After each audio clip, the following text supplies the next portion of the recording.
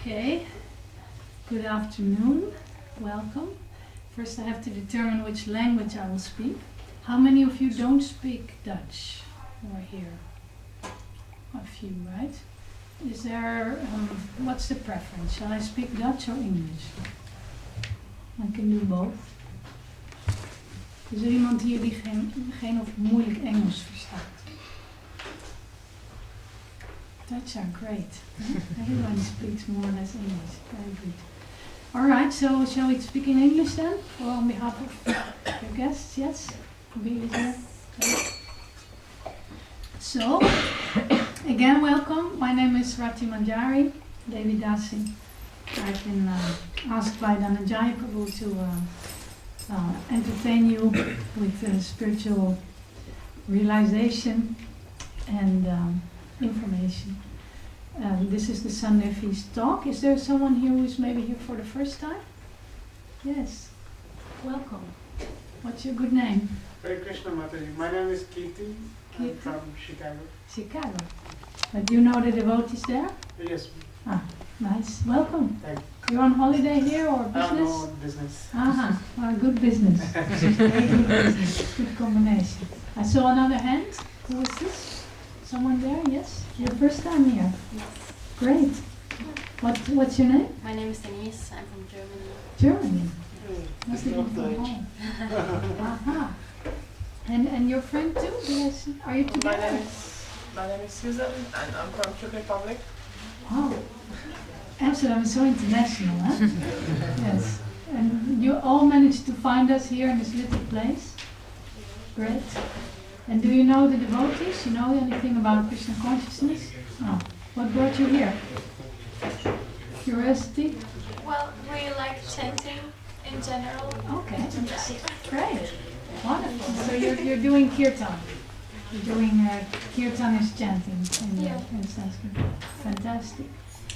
Yeah, it's taking place. Huh? There is something called the kirtan movement, and it's not even only Hare Krishna people. It's Jewish people, Christians. I mean, people from all kinds of faith and all kinds of spirituality, and they come together and they chant different songs. Check it on YouTube or on Google, Kirtan movement. It is all over the world, spreading actually. Thank you, so kind of you. I was hoping, but I didn't dare to ask. Hare Krishna, you know.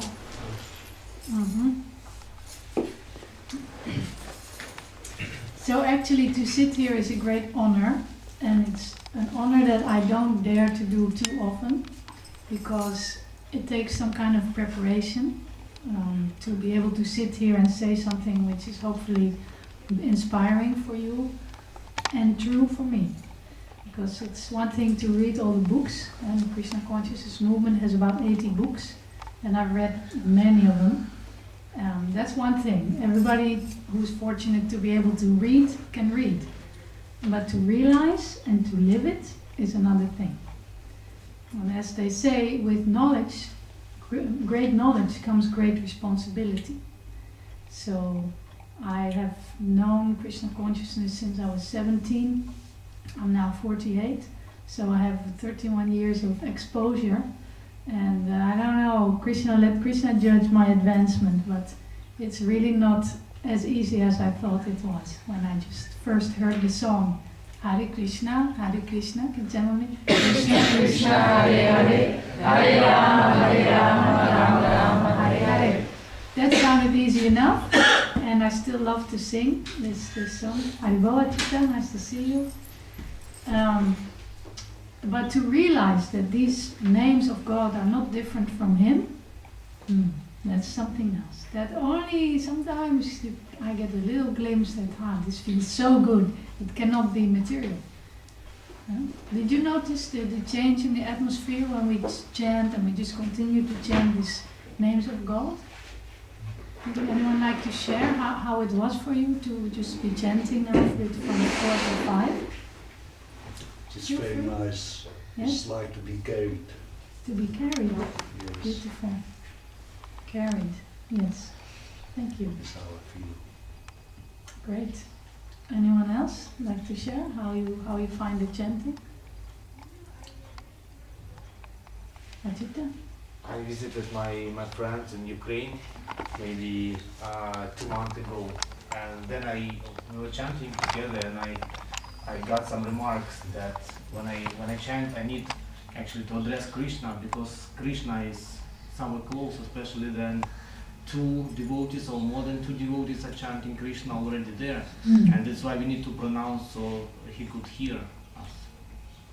And I tried this, and really I had quite a deep feeling after. Fantastic. Yes, I don't know if this is also something which is spreading over the world in like a different mood of chanting Hare Krishna. More simple, just opening the heart, just calling out to God.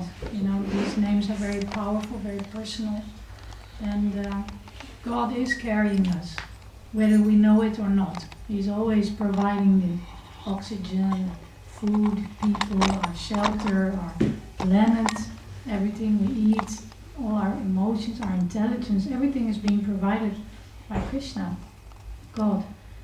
But we don't realize it because we're so preoccupied in our little minds with our to-do lists and everything that we worry about, and it's always full of clutter in our mind and in our houses and in our cars. Everything is always cluttering up. So does that sound familiar, or am I the only one just thinking, how am I keeping my house clean? It's just already a job, you know? Yes. So we are preoccupied with little thoughts, little worries, and we don't always have the big picture of God being our caretaker, our father and mother, best friend. But when we take the time to talk to Him, to sing to Him, to pray to Him, by chanting Hare Krishna or other prayers, that's Hare Krishna is called the, who knows what kind of mantra? Maha mantra. Maha means great, powerful.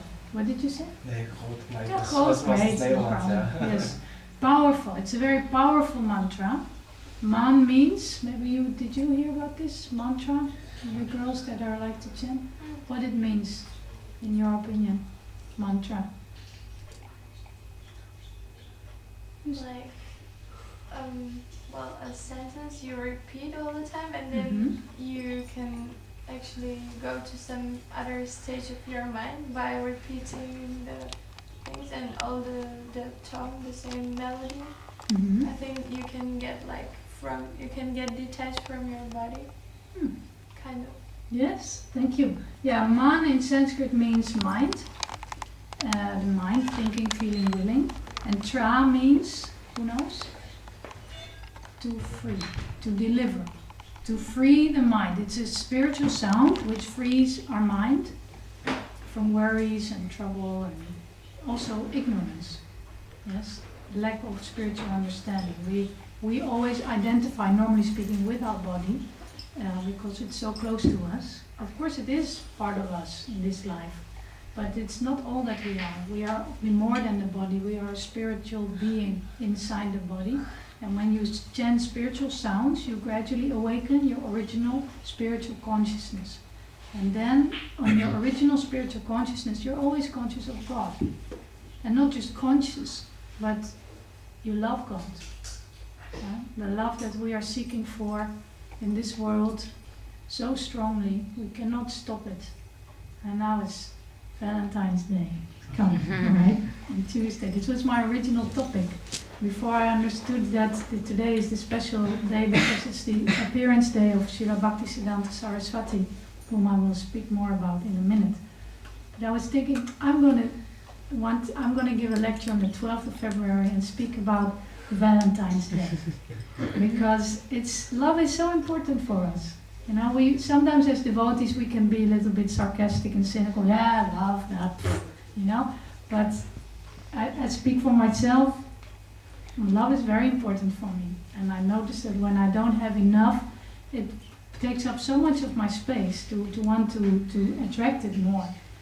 And if we understand what is the original loving relationship that we are able to have with Krishna, then I thought I could make a nice parallel about Krishna being the original Valentine of the soul, you know, the best friend. Krishna says in the Bhagavad Gita, Suridam Sarvabhutanam. Who knows what that means? Keep you all awake. Suridam Sarvabhutanam. Can guess as well? Bhoktaram Jagyatapasam Sarvaloka Maheshwaram Suridam Sarvabhutanam Gyatva Mam Shantim Richati.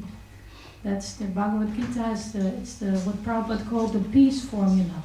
It's a very important verse where Krishna explains his position and his relationship with all living entities, all living beings that he created. I won't go into all the details because it's very interesting in itself, but I'll just translate it. Bhoktaram Jagyatapasam. He says, I'm the enjoyer of all sacrifices. All the sacrifices that people are making, all the effort, even just to go to work in this weather is a sacrifice. It's not automatic. Yes, so all the sacrifice, all the efforts in previous lifetime eras, it was fire yagya, big Vedic sacrifices. But just to live in Kali Yuga here in Holland, even though we are a very fortunate country, it's not easy with this weather, right? Now it started snowing again before I came. I thought, oh God. But it's temporary, folks. It's going to turn into rain. We'll be okay. But so Krishna says, Bhoktaram Jagyatapasam. I am the enjoyer of all sacrifices. Sarvaloka Maheshwaram. Maheshwaram, what does that mean? Somebody may know? Maha-Ishvaram. I'm the great Lord of Sarvaloka, of all the planets. I'm the God. I'm God, not just for here, no, for in the whole planets, all the universes. Krishna is the Supreme Personality of Godhead, according to the Vedas and the Gita. He is God. So Sarvaloka Maheshwaram, Suridam Sarvabhutanam. I am the, yes, it says the benefactor, but you can say the well-wishing, well-meaning friend of all living entities. Sir, if you need a chair, go and get a chair. There's chairs free. Later. All right, well, feel free. If you don't, if your energy goes to concentrating more, you understand, to sit peacefully, just sit there. I'm fine for now. So. Okay, good. So, Krishna says, Suridam Sarvabhutanam, I am the well-wishing friend of all living entities. And we often try to be a great friend, right? We want to be good friends, we want to have good friends. I know myself, I'm very much, and I have a tendency to be a people pleaser, to want to please people, to want to make people happy. Because I like to see happy people around me, of course. But also it can be a little bit too much. We want to please everyone because, I'll keep it personally, I want to please everyone because then everybody will be pleased with me.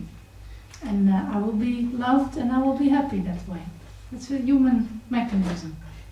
And it's not wrong because it's nice to serve. We as devotees, we are taught to serve, right? We are servant of the servant of the servant of Krishna.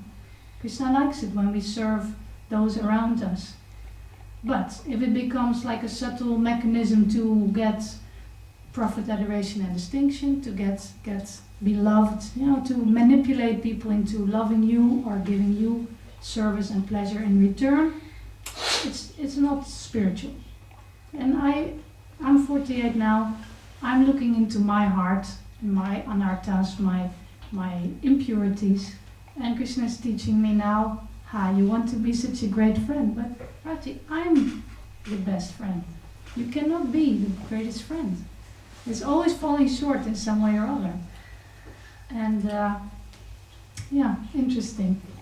This is my style of lecturing. I throw in a little bit of personal information every now and then. Some like it, some don't. If you don't like it, just let it go. This is my personal journey back home, back to Krishna. So the thing is, Krishna says, I am the greatest well-wishing friend of all living entities. And Gyatva mam shantim richati. Shantim we know, right? What it means? Peace.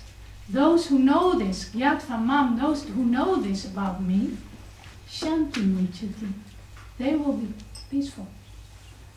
So if we understand Krishna's position, that he is the one who is actually supposed to enjoy the fruits of our labor, he is the highest Lord of all planets, he is the best friend of all living entities, then if we understand his position, we will have peace in our heart, in our mind.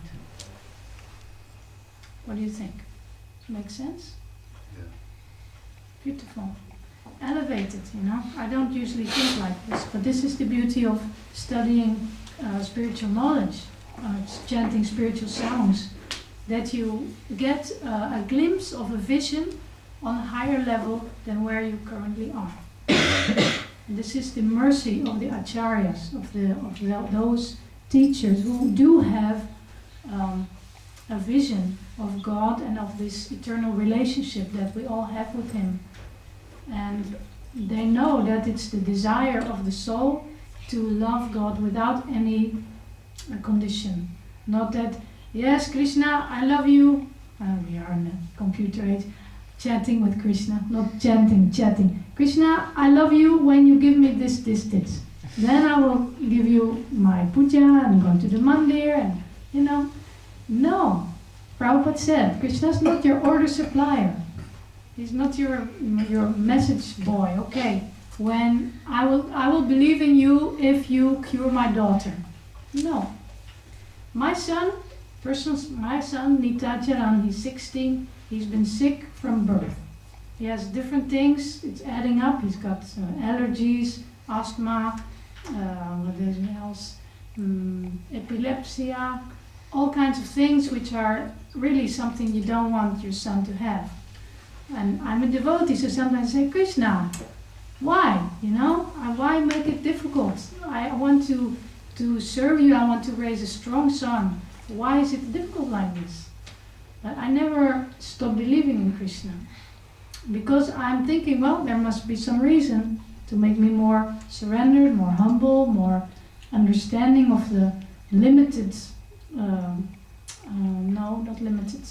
the fragile nature of health and pleasure in this world. Maybe that's why Krishna, because I'm such a strong enjoyer, I want to enjoy sense gratification so much, and he's showing me at home how hard it is to enjoy with this material body.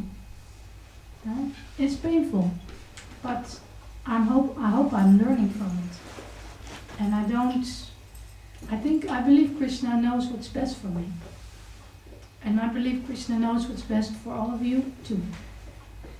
So next time when something happens in your life that you don't want, that makes you upset, try to stand apart from it before you get into anger or complaining or whatever. Just ask Krishna, why? Why? What's your lesson for me? Why do I need to experience this? And you will be surprised, because Krishna is a person, and if you actually ask him things, it's very easy for him to answer. Yeah? And our simple way to connect with Krishna is the chanting of Hare Krishna that we're always doing.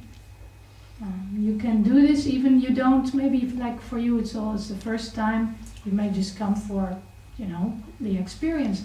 Fine. You don't have to surrender everything or believe everything. Just try out this mantra and see what it can do for you. Because it's really something special. And it's not from now, it really comes from thousands of years ago. Krishna was in this world 5,000 years ago, personally. And his incarnation for this lifetime, this era, is Sri Chaitanya Mahaprabhu. He's the personality on the right side, on the altar. And his brother, Nityananda Prabhu, is on the left. And they are standing like this. Why is this? Who can say? Why do they have their hands dancing, dancing and celebrating and cheering. Dancing, Praising the Lord. Praising the Lord. Praising Him. They are showing the easiest process for this age to attain this higher original God consciousness. And that is chanting of Hare Krishna and dancing. That's why the hands are up there, dancing.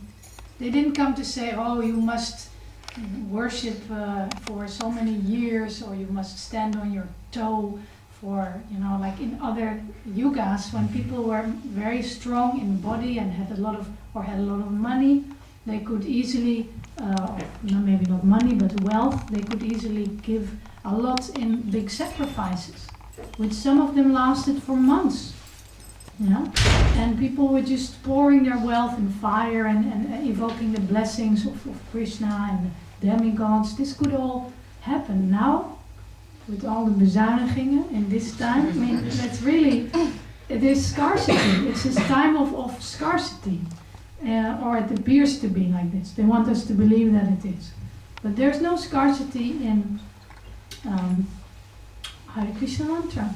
It's free. You can always use it, you can eat it, you can drink it, you can dance it, you can write it on the cake for your beloved on Valentine's Day. Hare Krishna, I love you. Cream. You know, you can mix Krishna into everything. Good idea. It's free. Krishna is yours already.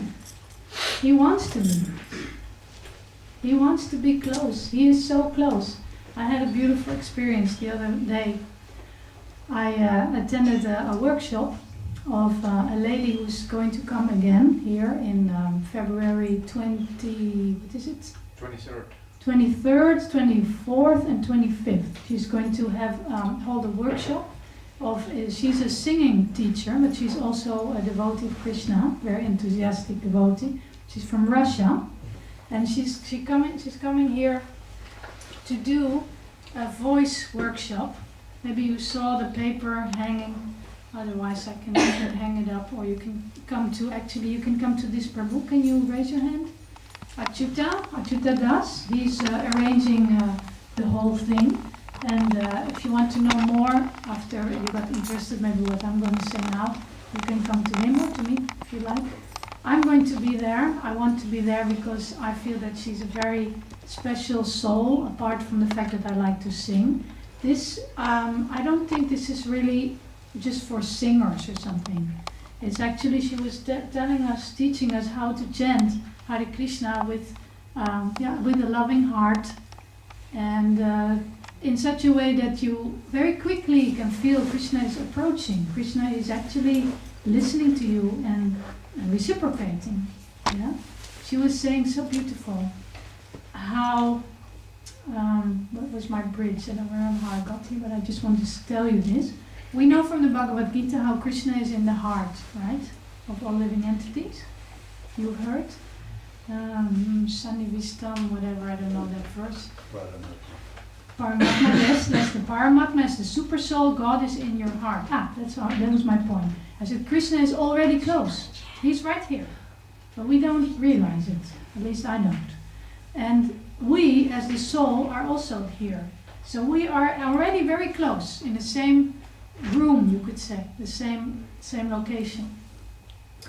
And she was asking, how are they sitting in the heart? How? Do you know? So I was thinking, Bhagavad Gita, the body is like the tree, and the Krishna is there like a bird, and the super soul is there also like a bird. Somebody knows this example? Can someone tell? You have to say? You know? Can you speak loud? Yeah. Say to them. It's also now actually two birds, and actually one is eating, and the other one is actually observing, and Krishna is actually the one who observes. So he actually witnessed all the activities that the other bird is doing actually. Yes, thank you. Yes, the other bird is the soul, the jiva, and the soul is very concerned. We are all very concerned with the fruits of our activities. We don't like to give away the results of our activities. We think we need it, otherwise we won't have enough. So we work, we get some money, we get some results, some prestige, and we want to enjoy it, you know? We need it. This is how we live, we think, you know? And Krishna is he's the best friend of the other bird. He's looking and waiting till the bird is noticing him. And then when finally the jiva gets aware that, hey, I have a friend here who's actually the owner of everything, who can easily maintain me. I don't have to work so hard, and for my own maintenance. Krishna is maintaining. Like even in the Bible it says, the birds, they don't sow, they don't water the seeds. No, they just eat. There's food for them. But that's another topic. The thing is, then suddenly, maybe if we're fortunate, we can see, oh, there's someone here who cares about me. It's Krishna. What do I want to explore my relationship with him. How is it if I surrender to him? This is the whole Bhagavad Gita is about the relationship, to develop a relationship between the soul and the super soul. So I was speaking this, I thought I can give a good answer, I know Bhagavad Gita, so I was telling this to her. And she said, yeah, but that's not what I mean. How? She's Russian. How are they sitting? Very extrovert, in his Russian. And he was, poor boy, had to translate her. And he could hardly get the translation in between because she's so passionate and so fiery. But we managed to understand each other pretty well. So she said, tell me, how are they sitting? Nobody knew. So this is the kind of, her name is Sulalita Devi Dasi, or officially Elena Bazova, and she is in Russia. She's a very famous vocal coach. She has coached millionaires, pop stars, all kinds of things. She's a big name in Russia. Suddenly she's coming here. Nobody knows her here. It's unfortunate because she's really a good teacher. So what did she say? How are the soul and the super soul sitting in the body? In the heart. She said like this, looking at each other. And she said, imagine if the President of America, United States, Obama, comes in the room here. Impossible not to look at him. I mean, he's so charismatic, he's so powerful. Why wouldn't you look at him, right? Right? It would be an occasion. Everybody would look. So imagine you are here and God is sitting next to you and you're not going to look at him? No. So we may not be aware of it, but we are very close. And then I said, it's like this, right? She said, yes. So understand that we are not so far. Sometimes our mind drags us so far in our own material desires, our ignorance, our depression, whatever, money, worries. There's so many things you can get worried about. But spiritually speaking, you're very close to your best friend. And if you start to chant his name, you will realize something is changing. Now, we may not be so pure that we can see Krishna walk in, but we can feel. We can feel by our own mood also becoming uplifted. That's Krishna. That's the influence of Krishna. That's your awareness, your increasing awareness of who you really are. And there's nothing that can compare that to that. There's nothing. I know. I tried every day. I tried to replace Krishna with so many things, but it never works. So this is Krishna's mercy. That he's so patient. One time I was a young bhaktin, I was chanting in Radhadesh. I was maybe 18, 20 years old, I think. And I was chanting, Radhadesh in the back, you have this, you have the hoe zeg je dat?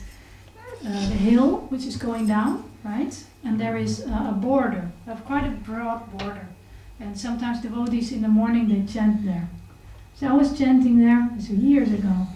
Suddenly I was realizing how Krishna had been in my life already when I was a little girl, just knowing nothing, going to school, and not just this life, other lives, in the heart, in the heart, other lives too, all the time. Krishna was there, and I didn't know, and he was just waiting for me, and still waiting for me, because I'm so slow, but he will keep waiting and keep loving.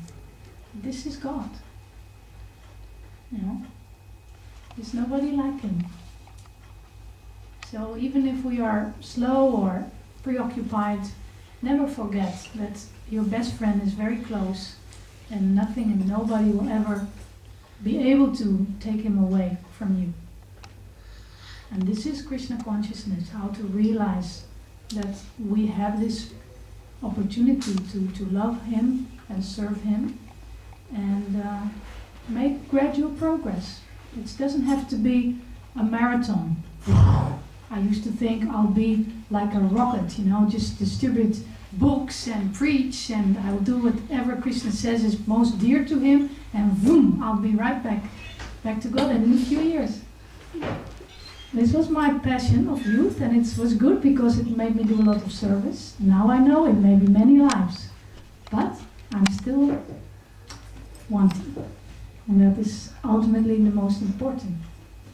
Now what I wanted to speak to you about, this is a special day. What time is it? 5:30. This is a very special day. It's the appearance day of our great previous spiritual master, Srila Bhaktisiddhanta Saraswati Thakur. He is the master, the teacher of Guru of Srila Prabhupada. Prabhupada is the figure on the left, the deity on the left. Next to him is his Guru, Srila Bhaktisiddhanta Saraswati Maharaj. And somehow or other, he's also here, right here with us.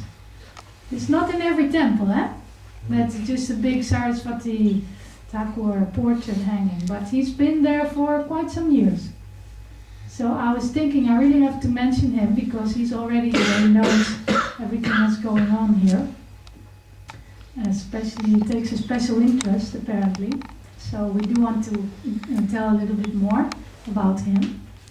He was the son, the third son of Srila Bhaktivinoda Thakur. Bhaktivinoda Thakur is sitting not in the middle, but the second guru from the right, in the white cloth. He's actually the father of Bhaktisiddhanta Saraswati Thakur. And the reason why he has a white cloth is because for most of his life he was a grihasta. What is that? Grihasta? What does it mean? Householder. Mm-hmm. He was married and he had 10 children. He was a great devotee. He was also the magistrate of the city where he lived, like something like the judge. So he was he was not only focused on his spiritual life, he was also offering big service to his community by speaking law. But he had a great desire to spread Krishna consciousness very powerfully.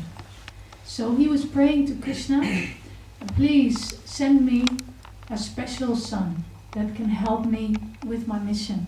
And he was praying for, send me a ray of Vishnu, a ray, a straal, a very empowered preacher. Vishnu is another name of God.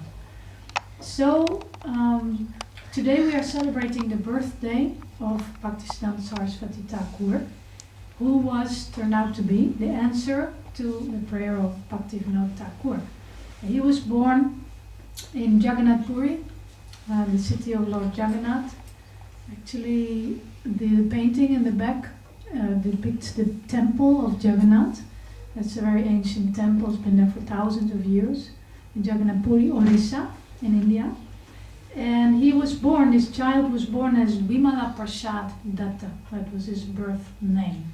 Later on he became first another name when he got initiated, but his title was Bhaktisiddhanta Saraswati Thakur. And he was special from the beginning because he was born with his umbilical cord, and navelstreng, wrapped around him like a Brahmin thread, like the thread that the priests have when they take second initiation. But this boy was born with it already, like who would become a priest. His umbilical cord was around his neck like this.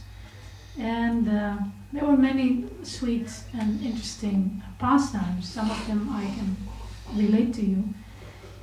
For example, when he was a baby of 6 months old, the Ratha festival came by their house, the house of Bhaktivinoda Thakur. So the cart, sorry if there's some things that you don't know because you don't know the background. If I take all the details and explain them, it will be too long. So just try to get what you can, okay? All right, our new guests. So there is, around August, the baby was 6 months old, and it was time for the Ratha festival. So the big carts of Lord Jagannath, Subhadra Balaram, they rolled by the house of Bhaktivinoda Thakur, And suddenly the car in front of the house of Bhaktivinoda Thakur, Lord Jagannath's car, wouldn't move. They pushed, they pulled, they prayed. No, the car was still. And for not one, not two, but 3 days, the car was standing there, couldn't move. So finally, Bhaktivinoda Thakur said to his wife, go and take Bimala, show Bimala, let him go to the Lord. So they lifted the baby out of the cradle in front of the cart, put him on the cart, baby of 6 months. So at the feet of Lord Jagannath, he was on the cart. And then suddenly one of the garlands of Lord Jagannath dropped and fell around his neck. Yes, of the little baby. So then everyone could understand that this is a special soul and he will do great things. And this is beautiful stories like that. Then there is this ceremony, maybe some of you know, the Hindu and also the devotees maybe know, that there's one of the ceremonies for a child to try to understand his inclination, what he will be like later on in life. Will he be a businessman? Will he be a preacher? And there is a ceremony, I did it with my child as well, there is 2 things he can choose from, money and Bhagavatam. So a baby, when it's ready to crawl, when it can crawl, they put money on one side, Bhagavatam on the other side, and then they just watch, see what attracts the baby most. So Bhaktisiddhanta Saraswati, he crawled right to the Bhagavatam and he embraced it like this, and no doubt. You want to know what my son did? Well, I had tried to manipulate him because it was already forbidden for him, because I knew I was going to do the ceremony. I didn't want him to touch any books. Forbidden. I thought the first book he's going to see, I want it to be the Bhagavatam, because then maybe I can influence like this, he will go there. So he did find it very interesting, and he crawled, halfway, and he was looking here, looking there. So he actually he took both of them. So we'll have to see. He's only 16 and he hasn't been here very much, so I don't know about the spiritual development. It'll come, hopefully. But everyone's different. We all have different inclinations. But with Bhaktisiddhanta Saraswati, it was very clear. He took the Bhagavatam, he embraced it, and that was it. And then there was another interesting lila or pastime incident. When he was a small boy, 2 years, 3 years, and at home they had a deity of Giridhari,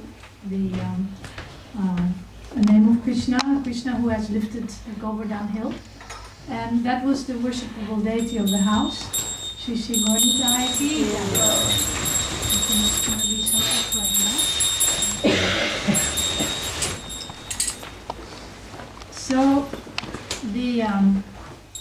his mother had brought fruit from the market, and she brought mangoes, very nice mangoes.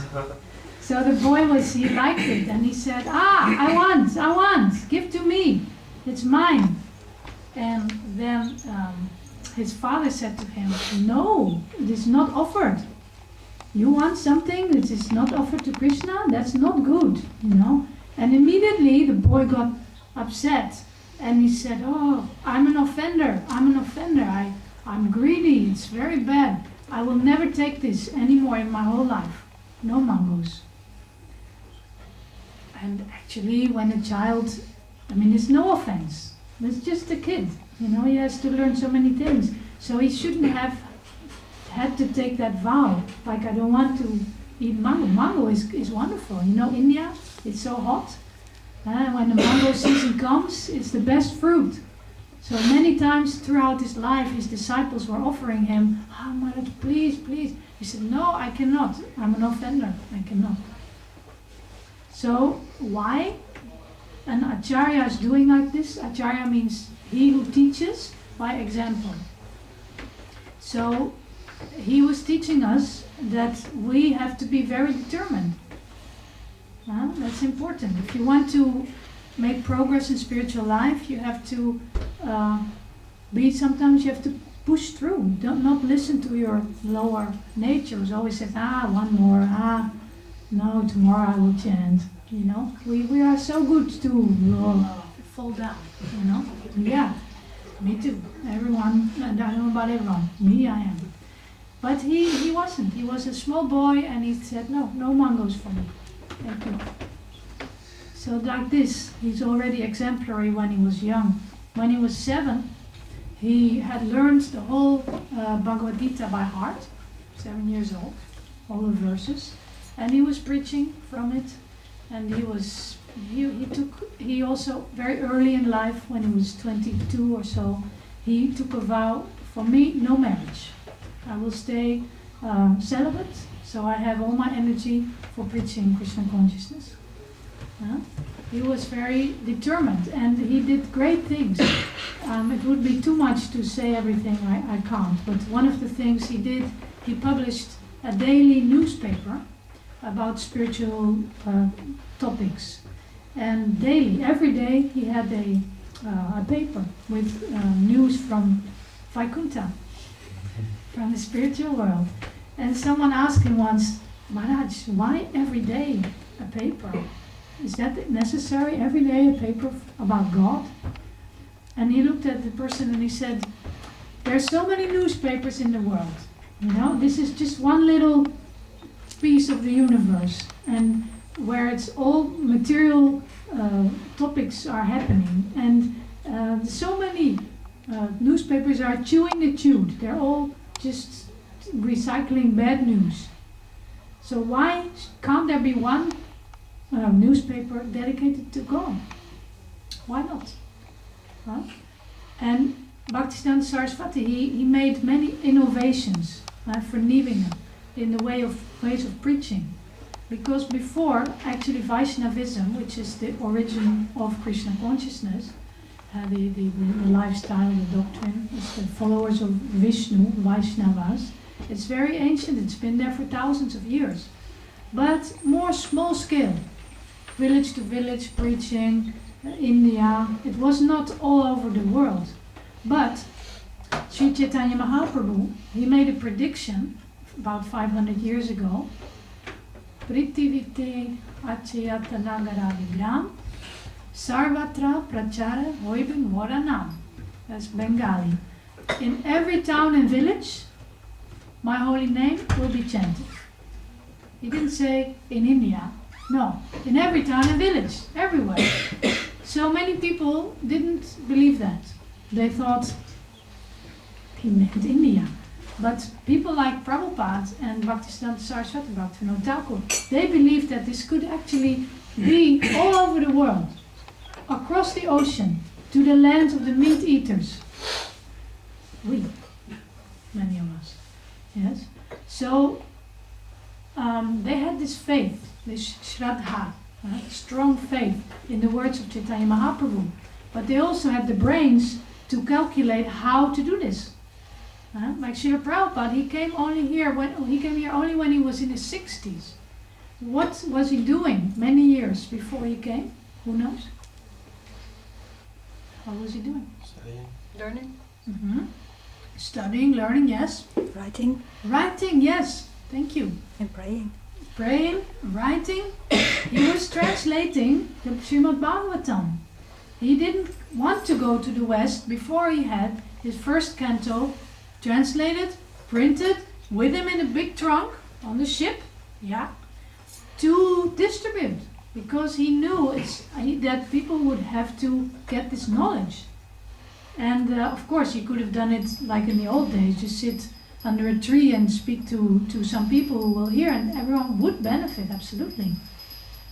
But he understood the value of printed books, because his teacher, Bhaktisiddhanta Saraswati, had asked him, if ever you get any money, use it to print books, because the books will spread this knowledge.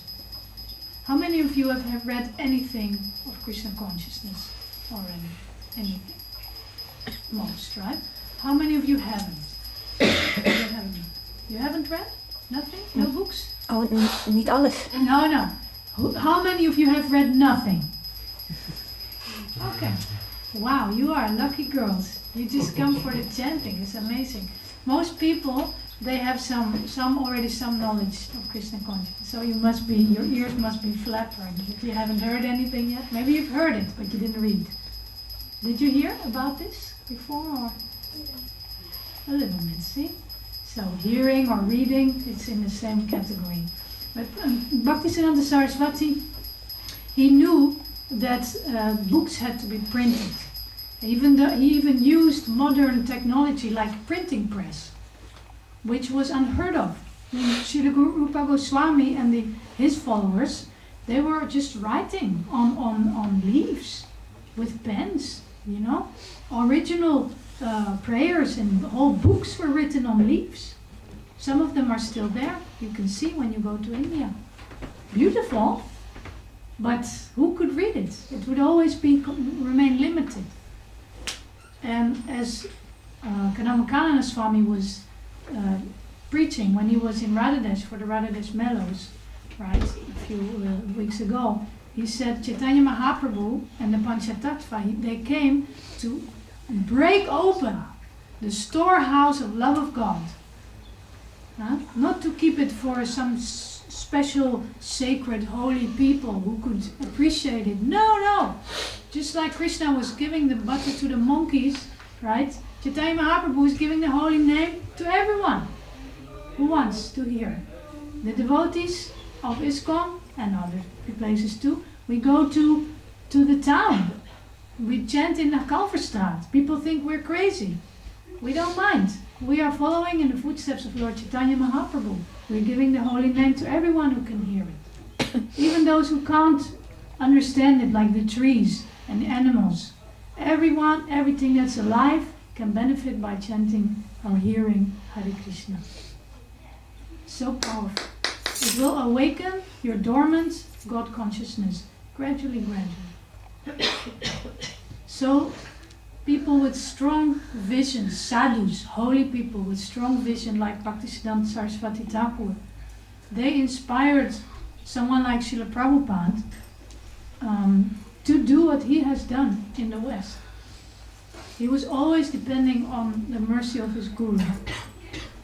This was his only sustenance, his source of life, of strength. So we may be very grateful to Srila Bhaktisiddhanta Saraswati Thakur for having that faith in his father, Bhaktivinoda Thakur, his guru, Gaurkishodas Babaji Maharaj, the one who was sitting in between them. It's a beautiful spiritual family of people who are praying not just for their own little, let me get enough. No, for the whole world.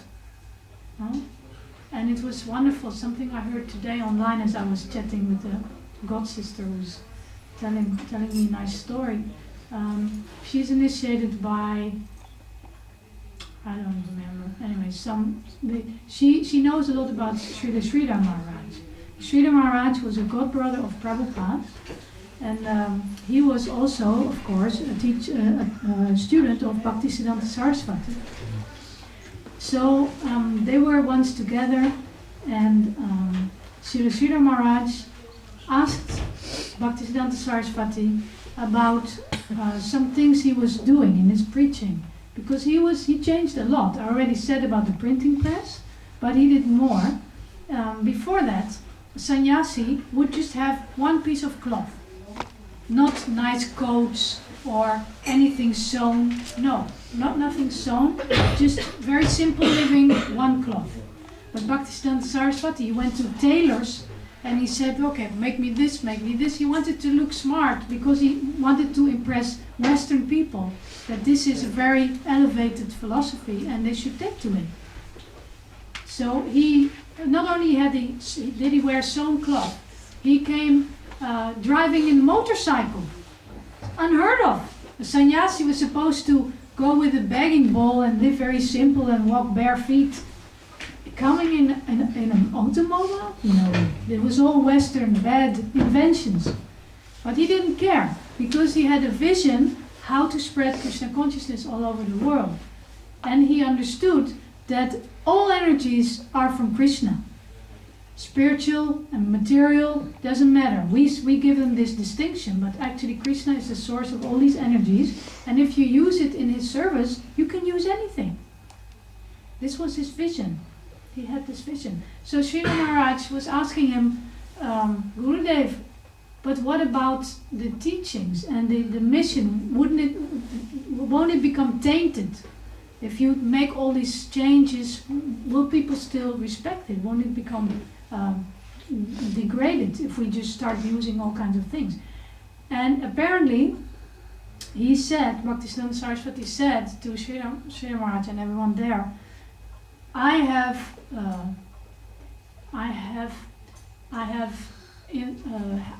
this. I don't know exactly how to quote it. The point is, he said, this is the heaviness of the knowledge, because you're going to say, oh, I heard this from Rati Manjari. I have to say it correctly.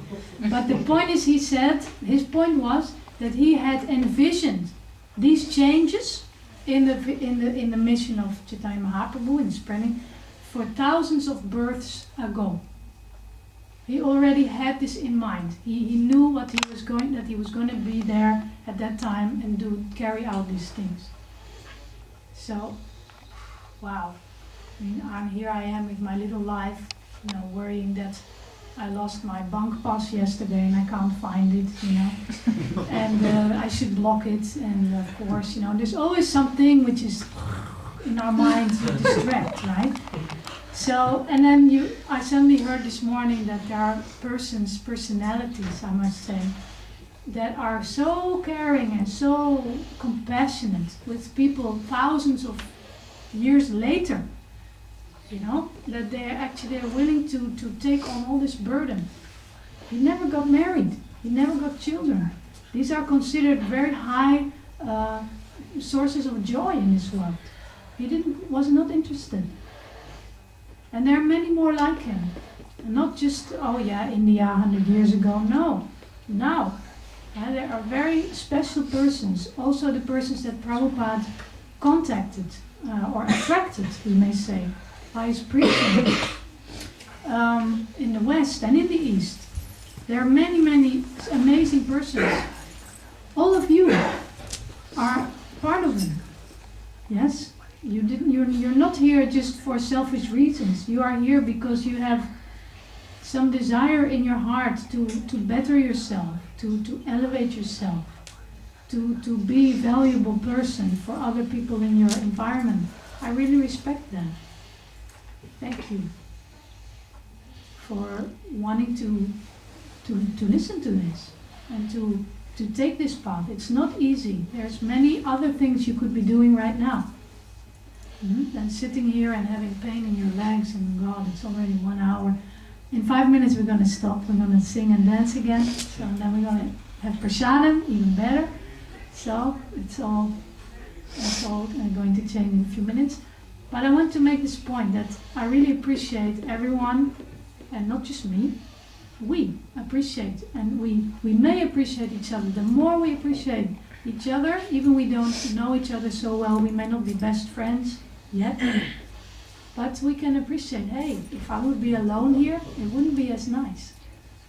Everyone has a role to play in the Sankirtan movement. In the Chaitanya Charitamrita was something I really like. Prabhupada calls it, is that okay? You want to ask something? You want to ask something? Huh? You want to know something? No? Okay. We're almost finished. 5 minutes. Alright? So, in the Chaitanya Charitamrita, there is, Prabhupada describes the Sankirtan movement as the loving network of Sri Chaitanya Mahaprabhu. The loving network. I love that. I mean, nowadays, networking is big, right? So, we have to network. But this is the loving network. It can be. If we make it this, if we are able to trust, to make effort to get to know each other a little bit better, to become real friends, then that will help your faith in Krishna. It's not just me and Krishna, no. It's Krishna and the devotees of Krishna. That's what keeps you, that will keep you strong in difficult times. So please take time also if you have a problem. Don't think, oh, I have to solve it myself. No, you can be, if you dare to open up and make friends with the devotees, we can help each other. We don't have to wait until we are big sadhus, big saints, before we can be of some service, of some value up to another person. And actually, the better the relationships of the devotees are among each other, the stronger the community is. And we have something in our future. We have this big temple, this building. Maybe some of you know, others don't, but we have a big building next to the central station. It's been waiting for us for about 2 years. Some or other, it's not happening. We're not moving. And there are many reasons, the permits and the bowing and money, sure, that's always there. But actually, there may also be internal reasons why we are not yet there, why we are cramped here. And maybe our community needs to develop more. This is my feeling. And we have to, we don't have to, but it would be great if we have become more strong, loving, spiritual. Family is maybe a bit much, but network, Let's consider each other as, you're part of this now. You're not here by accident. You can be part of the Sankirtan movement, Lord Chaitanya, and do a little something. You don't have to surrender everything or be there every day, but feel connected. You already are. You're connected. You're really close. But this is hard to remember. But this you can relate to. You can come and make friends, cook together, hold programs. There is a program that's coming up that I'm organizing with some friends. It's on Wednesday, the 22nd of February, Wednesday, just not next weekend, next Wednesday, but the one after. Then we will be celebrating the disappearance day of Sri Krishna Goswami.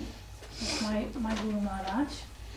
Maybe some of you know him. He unfortunately left his body in a car accident, but he was a great leader in the Krishna Consciousness movement. He was Prabhupada's secretary. He distributed really a lot of books and his devotees. A very interesting person. It's a great loss for ISKCON that he's no longer there. So we will hold a nice program in his memory, because it's 10 years ago this year that he left his body. So you're all welcome to come. From 5 o'clock onwards there will be a bhajan. If you like to cook, you want to help cook the feast, you can come from about midday, 12, 1 o'clock, and you can let me know if you want to come. You can count on it. Then first we will cook something, then we'll hold bhajan, kirtan, and also talk about him and have some nice prasadam. So if you like, 22nd of February. And this was really a busy day, because it's also the disappearance day of another great devotee in ISKCON, that I want to mention his name. His name is Gaur Govinda Maharaj. And let's see, where is the book? A great sadhu. He was an Indian person, Indian-bodied, and he was traveling, looking in India to find a guru. And he was already a little bit elderly, right? Is he your Guru Maharaj, or you're inspired by him? Yes. So, Priya, right? What's your name? Jyoti. Jyoti. So, the sweet Indian name, not Priya. Jyoti. All right. So Jyoti said, "Oh, do you know that it's also his disappearance day?" And I said, "Yes, I saw." So I can't say everything. People already. So I want to say one thing about him. I want to read, because he's actually mentioning also Srila Bhaktisiddhanta Saraswati there. And you can see, this is not just something that of beautiful stories in the past. No, he left this world in 1996. So that's even, how many years? Not 20, something like 15. I'm just going to read you this. just to see how after a life lived in Krishna consciousness, how you can have a beautiful passing. It's not so long. In late January 1996, Gaur Govinda Swami mentioned, Srila Bhaktisiddhanta Saraswati said that this material world is not a fit place for any gentleman. Therefore, because he was disgusted, he left this world prematurely. I may also leave, I don't know. I will ask Gopal, his deity that he had since he was a little boy. I will do whatever he wants. The next day he went to Ganagiri to see Gopal.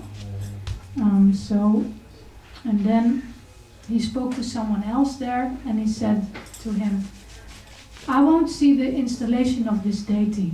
You will see it, but I won't. And this person said, how is it, Maharaj? You are 10 years younger than I am. If you won't see it, how will I? And Maharaj said, no.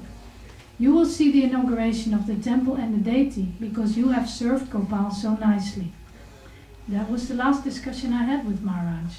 After that, he went to Bhubaneswar for a few days and then to Mayapur, where he stayed forever. Yes, so that day, the day that he left, today, but a few years ago, in 1996, he was preaching, glorifying Lord Chaitanya Mahaprabhu in Jagannath Puri, Radha and Krishna's pastimes, very beautifully. Maharaj described the pain of separation felt by Srimati Radharani when Krishna was away from Vrindavan. He gradually unfolded the pastime to the point where Radha and Krishna were finally united after their long separation. He described how Krishna became so ecstatic upon seeing Radharani that he manifested a form with big round eyes and shrunken limbs, Lord Jagannath. At that time, the devotees noticed that tears had come to his eyes and his voice had become choked up. In a whisper he said, then the eyes of Krishna fell upon the eyes of Radharani, eye-to-eye union. Unable to continue, he folded his hands and in a barely audible voice apologized, saying, please forgive, I cannot speak more. The devotees present began to chant as he calmly lay back on his bed, breathing slowly and deeply. Upon his request, a servant placed a picture of Gopal Ju in his hand. Then, gazing lovingly at the picture of his worshipable deity, Gaur Govinda Swami said, Gopal! Then, his eyes closed, he lost external consciousness and left this world. Simple. Sounds simple. It's not so simple to be fully conscious of Krishna at the time of death, but he was. So this is possible for all of us. We may have many years left, we may not have. Look, Whitney Houston, 48, my age. You know? So don't postpone it too long, because you don't know how many years you have left. Please open your heart, chant Hare Krishna, and become friends with Krishna, with the devotees, and be very happy. Thank you very much. Hare Krishna.